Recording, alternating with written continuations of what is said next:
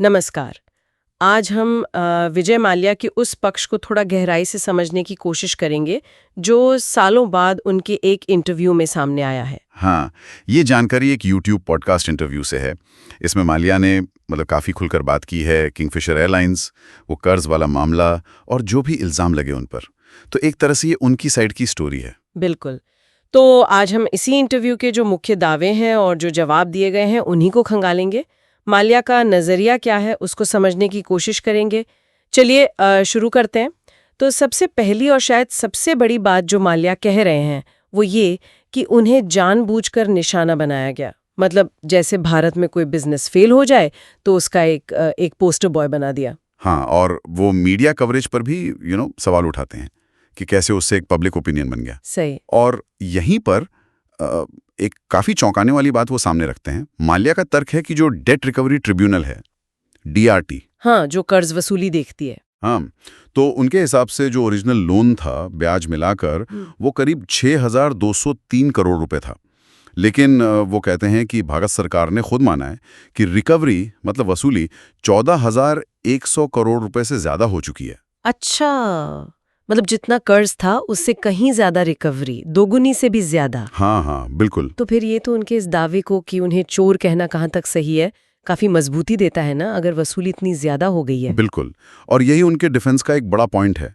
अब अगर Kingfisher airlines की बात करें जो फेल हुई, तो माल्या का कहना है कि उस वक्त के जो फाइनेंस मिनिस्टर थे प्रणब मुखर्जी, हाँ। उन्होंने देश की आर्थिक हालत और वो जॉब्स वगैरह का हवाला देकर उन्हें एयरलाइन का साइज छोटा करने से मना किया था। अच्छा, मतलब ऑपरेशन कम मत करो ऐसा कहा। हाँ, और साथ ही ये भरोसा भी दिया था कि बैंक पूरा सपोर्ट करेंगे। ये तो काफी दिलचस्प बात है। मतलब वो एक तरह से ग्रीन सिग्नल मिला था आगे बढ़ने का। और फिर उनके भारत छोड़ने पर जो इतना विवाद है उस पर क्या कहते हैं वो कहते हैं कि उनका जाना पहले से तय था। जिनेवा में कोई मीटिंग थी और उस वक्त वो कहते हैं भारत में मीडिया का माहौल बहुत ज्यादा खिलाफ था उनके, और फिर पासपोर्ट भी कैंसिल हो गया। हाँ, वो तो हुआ था। तो लौटना मुश्किल हो गया, नामुमकिन हो गया। ये उस आम धारणा से बिल्कुल अलग है कि वो भाग गए थे। वो ये भी याद दिलाते हैं कि वो तो 1988 से NRI हैं। और उनकी जो एक फ्लैम्बॉइंट इमेज है, रंगीन मिजाज वाली, उस पर भी हमेशा बात होती है। हाँ, उस पर वो कहते हैं कि ये काफी हद तक मीडिया की बनाई हुई छवि है। उनका तर्क है कि भाई वो एक कामयाब यंग आदमी की तरह जी रहे थे।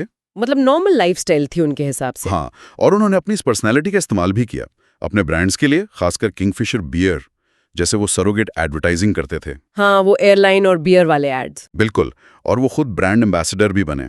तो उनका जोर इस बात पे है कि लाइफस्टाइल अलग चीज है और चोर या भगोड़ा होना अलग, इनमें कोई कनेक्शन नहीं है। ये भी एक पॉइंट है सोचने वाला। क्या वो भारत में बिजनेस फेलियर को लेके कुछ और भी कहते हैं, मतलब जनरल तौर पे? हाँ, वो इस बात पे थोड़ा अफसोस जताते हैं कि इंडिया में अक्सर अगर कोई बिजनेस फेल हो जाता है तो उसे सीधे फ्रॉड मान लिया जाता है, धोखाधड़ी। वो नरेश गोयल जैसे और लोगों का उदाहरण भी देते हैं, और इंटरव्यू में ये भी कहा कि अगर उन्हें फेयर ट्रायल मतलब निष्पक्ष सुनवाई का भरोसा मिले तो वो इंडिया आके ट्रायल फेस करने को तैयार हैं।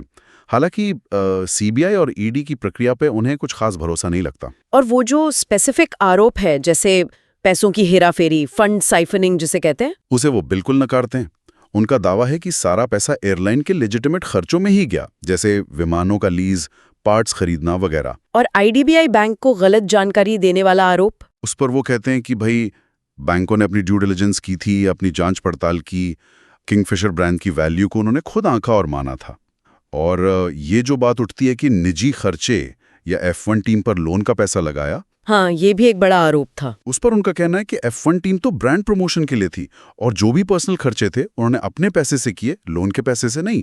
और वो इस बात पर भी जोर देते हैं कि उन्होंने पर्सनल गारंटी दी थी, बहुत बड़ी। अच्छा, और क्या उन्होंने कभी लोन चुकाने की मतलब सेटलमेंट की कोशिश की थी? उनके मुताबिक हाँ, 2012 से 2015 के बीच कम से कम 4 बार उन्होंने सेटलमेंट ऑफर दिए। एक तो सुप्रीम कोर्ट के सामने भी रखा था। फिर क्या हुआ? लेकिन वो कहते हैं कि बैंकों ने वो ऑफर ठुकरा दिया।